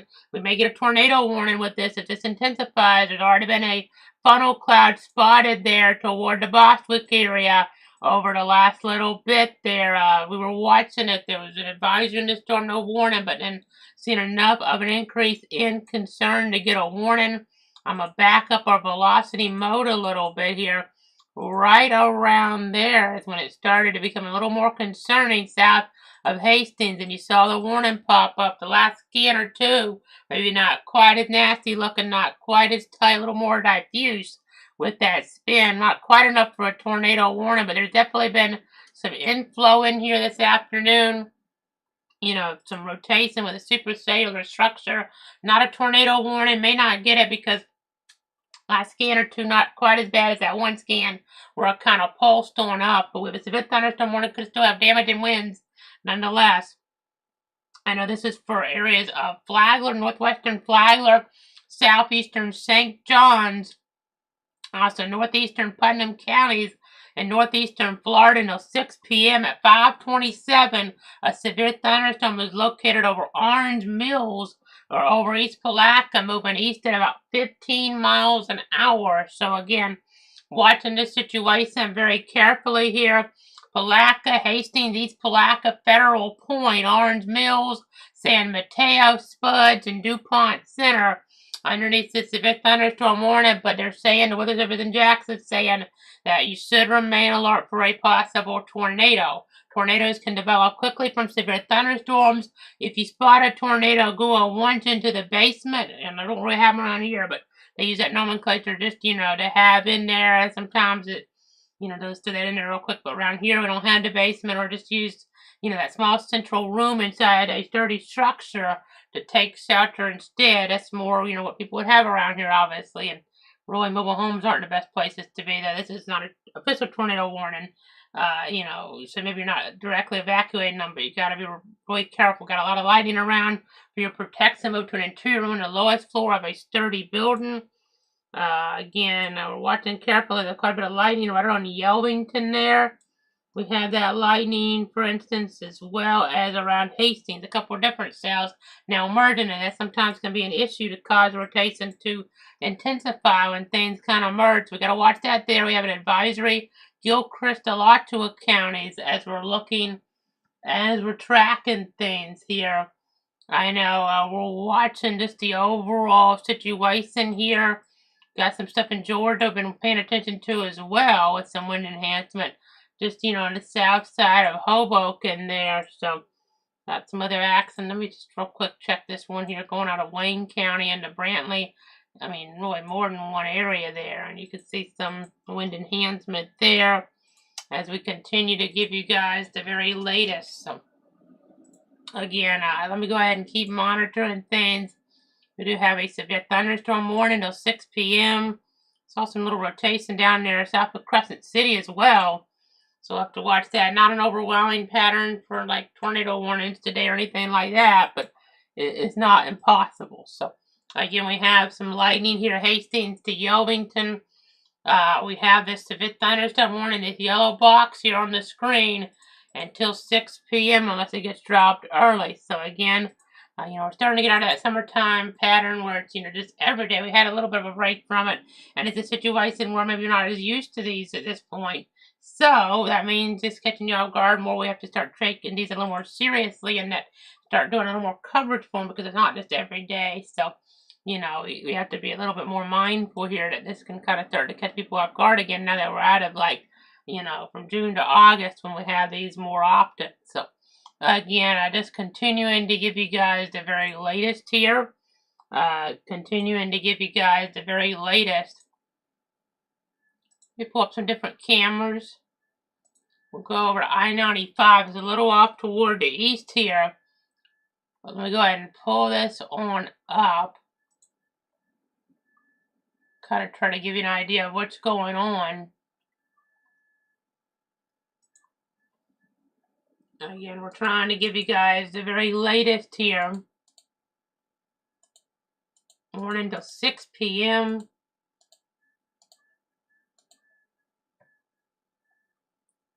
Just trying to keep you up to date here.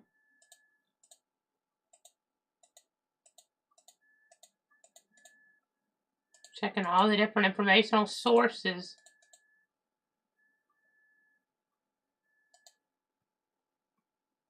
See quite a bit of traffic on the road there.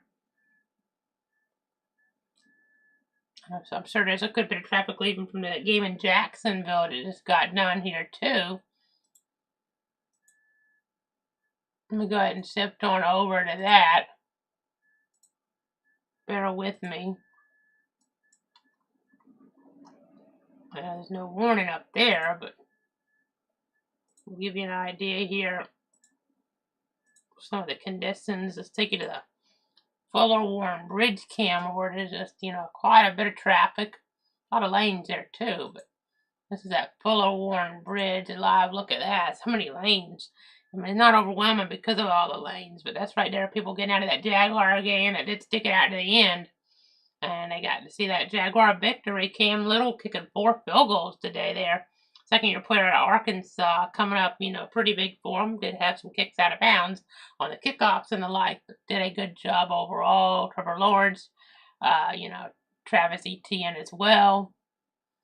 As a big win for Jacksonville to start off 1-0. So they're 1 game ahead of Kansas City if you want to think about it like that. They're early in the playoff standings. But we'll go ahead and just continue to give you guys the very latest here. Trying to give you guys the latest updates here on what's happening. It's all about protecting you, your friends, and your family. Just trying to keep you informed.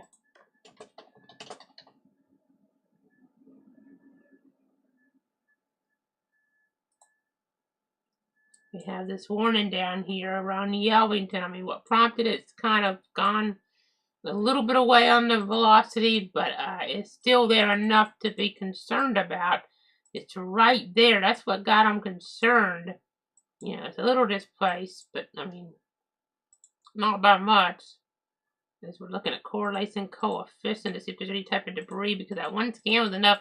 Sometimes, the way the radar scans things, it's not a continuous scan, so things can just kind of happen there in between scans and stuff. Good touchdown. I don't think that's what happened there. I'm looking because that's a little bit of an odd signature in that one little spot, but I think it's just because there's a hole in, with the rain not happening there. I don't think that matches up to anything, but I'm going to go ahead and check. Yeah, that didn't really match up. It's still interesting nonetheless here. I think this warning may get dropped pretty quick. We shall see, but we're going to continue to watch, continue to track it here a little bit longer. We may, depending on how this goes, just, wrap the stream up here once the warning situation really kind of, subsides, depending on how we're, seeing things. But pretty cold cloud top. I'm looking at infrared satellite on another screen here. Some pretty cold cloud tops there as we're looking, as we're tracking things in parts of that region there and toward the southeast portions of the coverage area. So again, just trying to keep you informed here on everything. I know it's all about keeping you guys updated here across the 62 counties. I know we're in Bradford County here, but we're always, watching part 62 counties. And we had this as a Jaguar stream. We had a delay happen. Covered that. Hadn't had to be on for a couple hours. And then we had a thunderstorm warning issued here. Storm already did produce a funnel cloud earlier on, so it's not impossible. Even though we could have had, I don't know that it's necessarily happening now, but we could have even had a very, very brief, tornado touchdown in here in this area of the viewing circle. As we're looking, it was in Putnam, where we had that one scan right there just south of Hastings. This was at 5:25 when the radar saw something a little bit off here, and that we had some green and red. Sometimes things can kind of come together.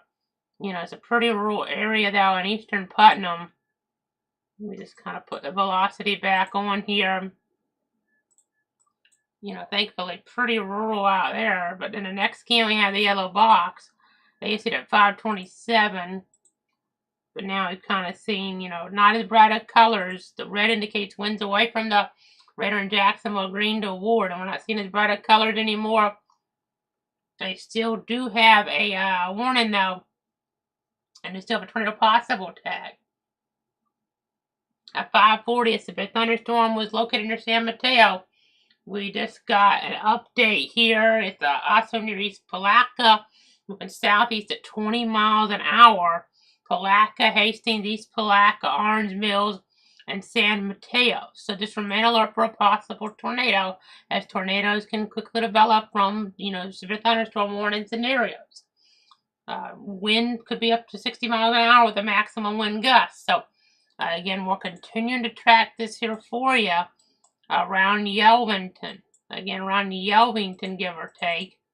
As we kind of scrub back a little, you see that kind of dropping more south, or even than anything lately, as things, merging around here. Some heavy rain, maybe a little small hail even around Yelvington. So as we're looking between St. John's, Putnam, and Flagler, it's not the most populated part of the area, but it's still, impacting some folks. I mean, not just this, but just other accent around, as people get from the Jaguar game. They might start, if they're dropping down into, St. John's and I-95, they might start getting into some of this action. So they got to be very careful here.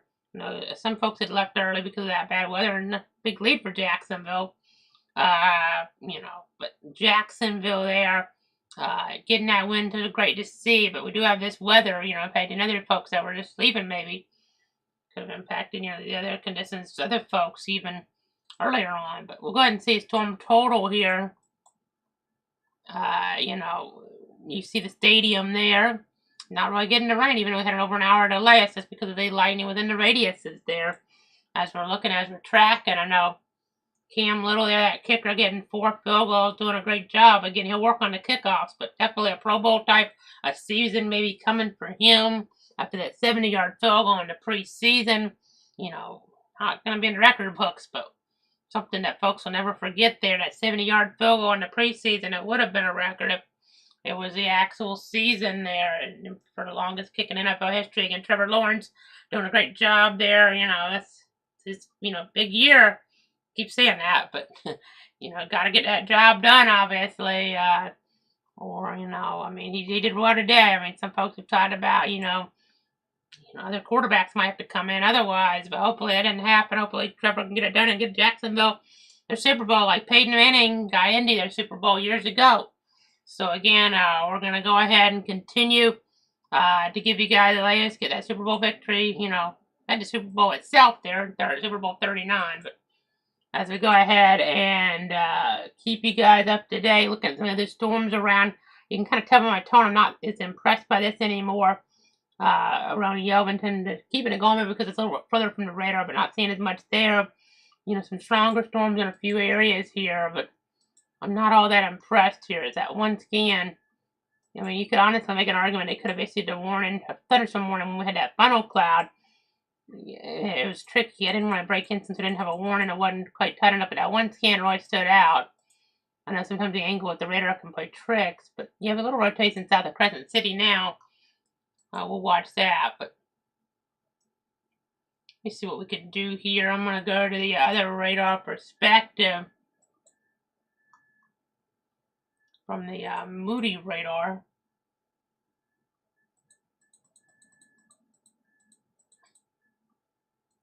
Yeah, definitely getting some brighter colors in there at points from a little higher up as well. Higher up into the atmosphere, per se, into the sky. As we go ahead and continue to keep you guys up to date.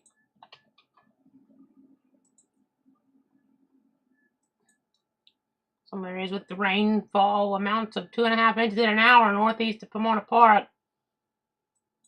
Again, we're continuing to give you guys the very latest there. Looking higher up with some of those winds. Let's go to the Melbourne.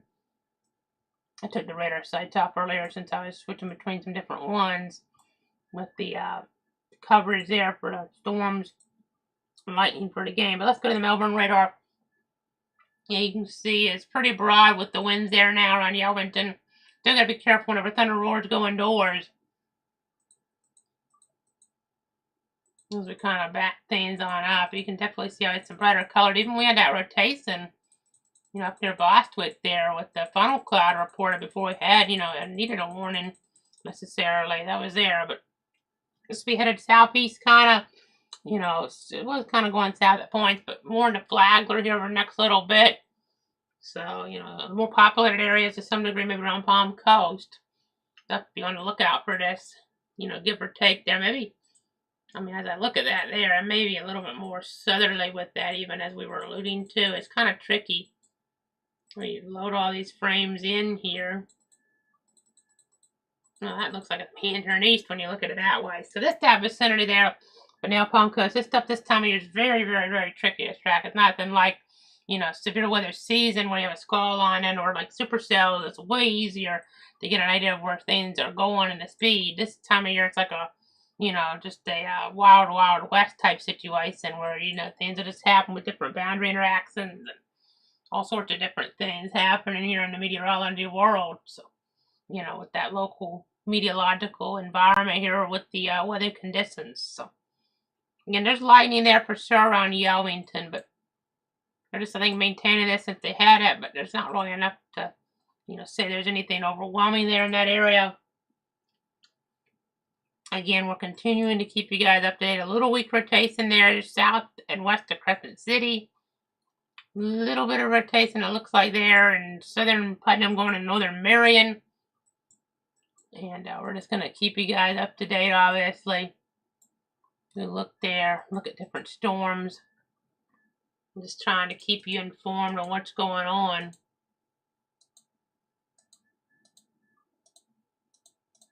Just trying to keep you up to date.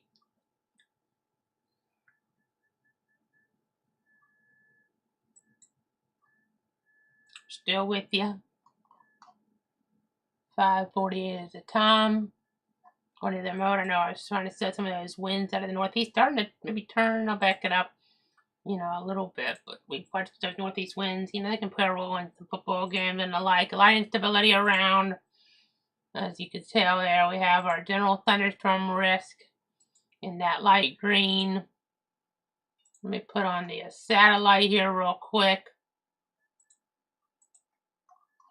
Look at some different things. We'll go ahead and shift over here real quick. There's some flash flood warning around Charleston County, South Carolina, around Charleston.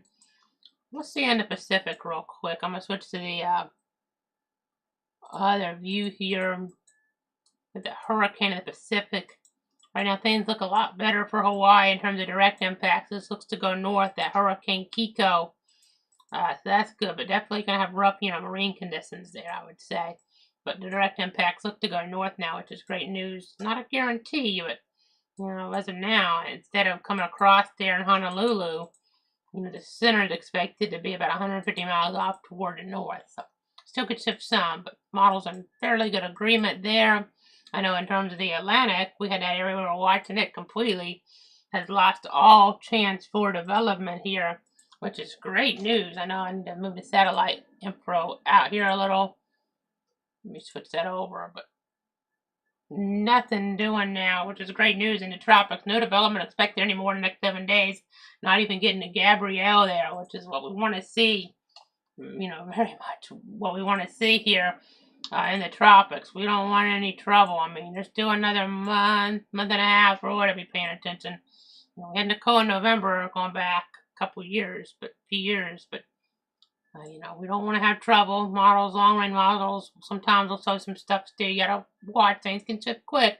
They shifted away from something quick, so you still gotta stay tuned. But, we had Nicole in November. I was back in 22, so it's been a few years now. But, we'll go ahead and show you here some of the names, of course. Gabrielle, that next name on the list. Then Umberto and Melda. Melda's the one that caused all that flooding in Texas, I know. Kind of surprised there they didn't, retire that name after all that flooding, because they had Harvey and Allison. But, obviously Melda wasn't as bad as Harvey, but it's still very bad. Parts of Texas with very severe flooding. East Texas there, Beaumont area, I believe it was. And telling that story there, as I know that tropical climatology telling that story as well. Peak season's about now. We've had big storms around this time of year before. And, even in November, we have to watch some storms like Nicole, but October, got so many lately. I mean, Helene's still, the anniversary's still a few weeks away, 25th or so for that. But, October, we've had Milton, Matthew, and Michael. Like, I mean, my goodness, such a big storyline there. As we're tracking things here, in terms of the information. I mean, that's all those really big deals. As we're giving you guys the very latest, and then, of course, this is a graphic we've been talking about a lot lately. This tropical cyclone, the worst one by county since 1950. You can just look at these to figure out what time of year these hit, too. I mean, that's kind of interesting.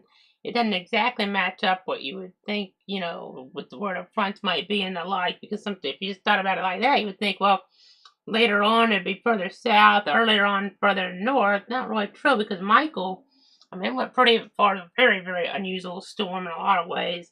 But, Michael, our western county, that was October 10th. That fateful day, sadly, especially for Panama City, but even in our western county, so badly damaged by Michael. Alberto was a tropical storm in July. Kate was in November, almost around Thanksgiving.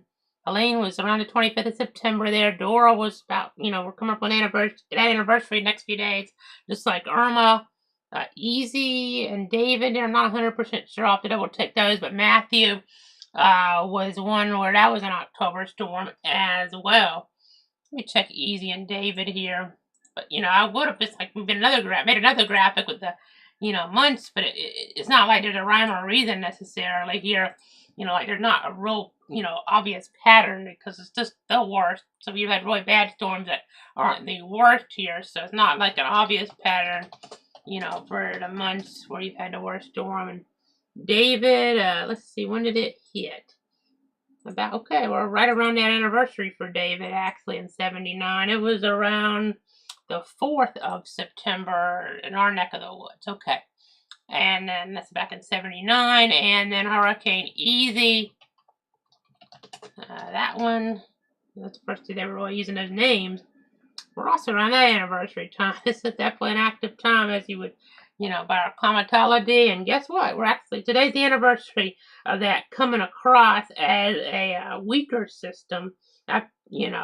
After it did all those different loops here, eventually it came across as a much weaker system, across northeast Florida. But before all those different loops, it was, on the 5th of September 1950, it was a much more powerful system around Levy County area there. So that's been, 75 years now. So just past that 75th anniversary of that storm, even though Levy got hit so hard by, Adalia, by Helene, Easy was worse because of all the looping of it, switching, wind directions, and just, surge there at points, and then a situation there where they had the rain was the biggest. It was like Levy County's Hurricane Harvey. Some areas got about 50 inches of rain based on indications there from Hurricane Easy back in 1950. So, really telling that weather story there for sure. Just a remarkable, remarkable storm system back then, as we were looking back there in toward 1950. So, yeah. So you have September for Easy, September for Irma, September for Dora, all about this time. Helene a couple weeks later. Of course, Matthew was October. David was also about this time. Helene, we see all these different areas, it's just incredible. All those different backyards that got hit so hard, even on the way across, and, even in western North Carolina, all the fatalities there. But, the anniversary, again, coming up soon, couple of weeks there. Kate was in November, right before Thanksgiving, which was bizarre. Michael was October. Alberto was July. So not really any rhyme or reason directly. There's not necessarily a pattern in my, a subjective look at the worst storms. By the way, as you can tell, we'll switch away talking from the severe thunderstorm warning because it didn't look too crazy, and they have just told us here. And let me switch back out of the graphics. We're going to switch over here. They've just taken it away. They're gonna let it expire officially at 6 o'clock. The storm, which prompted a warning, has weakened below severe limits and no longer poses an immediate threat. They're telling us as of 2 minutes ago, the weather service in Jacksonville, this no longer poses an immediate threat to life or property, and therefore the warning will be allowed to expire. However, gusty wind and heavy rain are still possible with this thunderstorm. We're now being told there was another funnel cloud report. We'll see when that was. It was a 45 past. So since we've been on with this, there was another report of a funnel cloud here, and it wasn't even as tight a rotation, maybe right in, depending on exactly where that was. That's kind of intriguing, you know, depending on the exact time of all that. As I look at some things here in the Weather Center.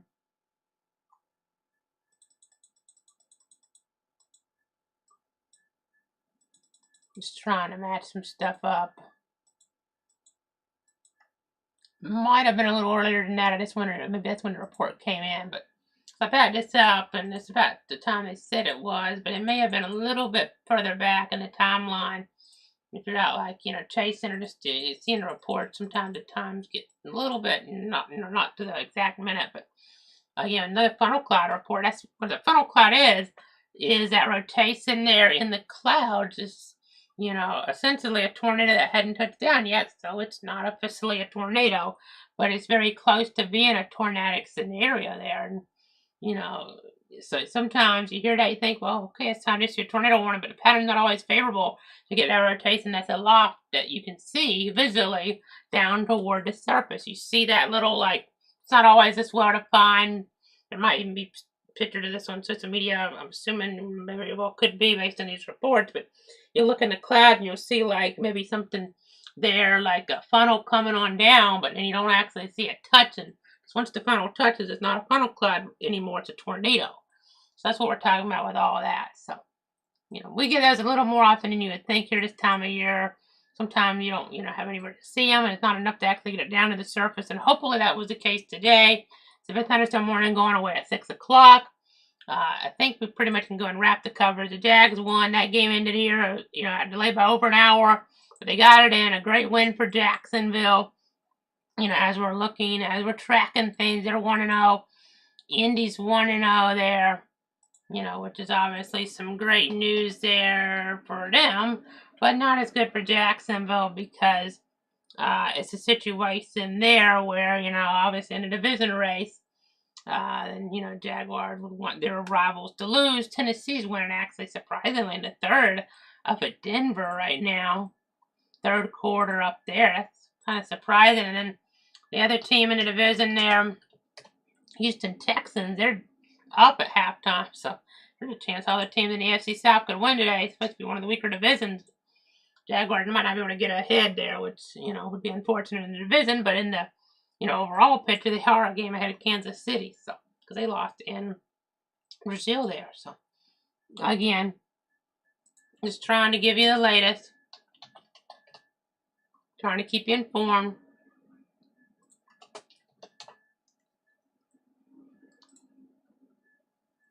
Again, looking at everything, not seeing anything too impressive now. Fans going home from games, you know, whether it's in person watching the Jags or just watching on TV, you know, just got to be careful with some of these storms around. But right around Duval, it's looking pretty good. So that's your storyline right now. I think we're going to wrap it. It's still warm in some spots where you haven't gotten to rain in other areas. I know we've gotten some breezy conditions here in Bradford. We're down to 81 degrees. Boundary, you know, cooling us down there and the like. So that's nice.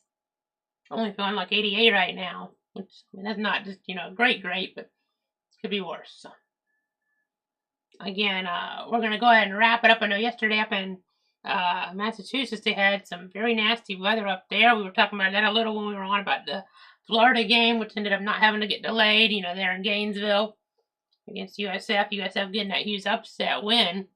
But, you know, that's a big deal nationally in terms of weather. I know FSU was more about the heat. Didn't have the bad, you know, weather in terms of lightning or rain. But it was definitely hot there. So, you know, FSU on a bye week coming up this week after that big 77-3 win. such a huge margin, incredible margin of victory there against East Texas A&M. So that'll do it. There's your look at everything, temperatures, and you see the funnel cloud reports. There's your wind direction look. We've had some of those winds around there, your wind gust. Not showing up that much on here with the METARs, really, but as we kind of look, you see one up near Savannah on there. But again, just continuing to watch. We'll break back in here if warranted. Otherwise, we're going to go ahead and wrap it up. Stay safe. Enjoy the rest of your weekend. The last few hours left, unless you have today off for some reason tomorrow. And that's kind of odd. I'm going to check something real quick here. But some of you might be retired, so you always are off or whatever. But let me go ahead and see this. We just got a mesoscale discussing here. This is not what I would have expected. Yeah, I'm sure there's not too much concern in here, but Storm Prediction Center in Norman watching the weather in that blue circled area. They want everybody to know that they think that isolated strong storms still along the Atlantic Sea Breeze boundary may produce wind damage, but at only a 5% chance of a watch. Scattered thunderstorms have developed along an outflow boundary and the Atlantic Sea Breeze boundary, they're saying, and they're discussing. And on the southern fringe of a broad upper trough across the east, effective shear has been marginally enhanced. And the strongest shear will be generally north of the outflow boundary, but augmentation along the sea breeze boundary may allow for a few stronger storms to form within that zone. So they're saying the threat may not be completely over, unlike, what we're hoping for here. It's not a complete all clear.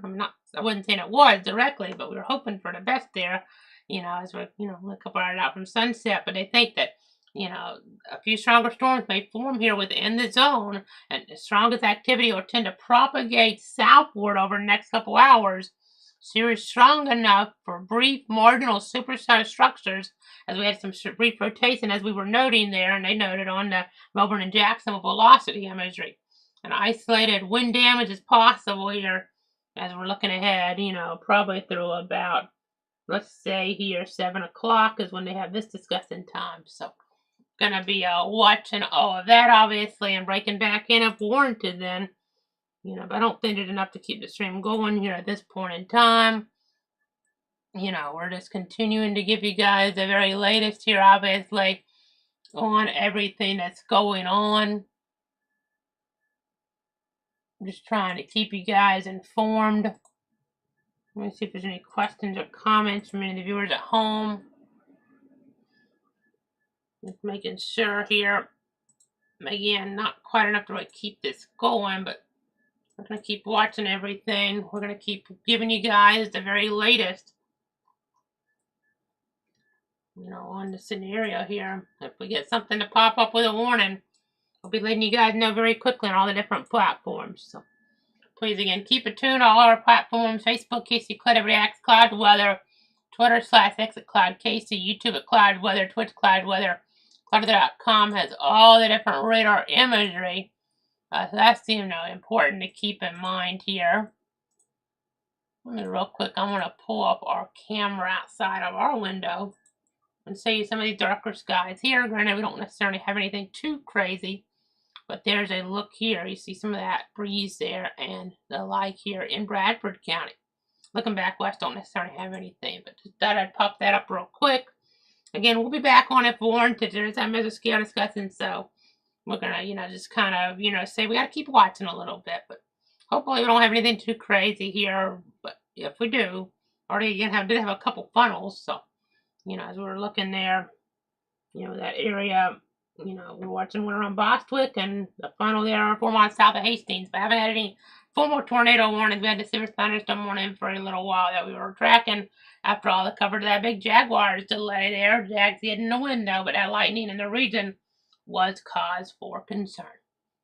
Enjoy things. Again, we'll be back as warranted, if it's warranted. Hopefully we don't have to, but we'll be watching here. Rain chances are going up as we're looking ahead in the days to come, so keep that in mind. Doesn't necessarily always, correlate to severe potential, because if you have more storms around, sometimes it can kind of block here some of the other storms from being, as powerful because there's less, energy for storm action to kind of, tap into because there's more of it.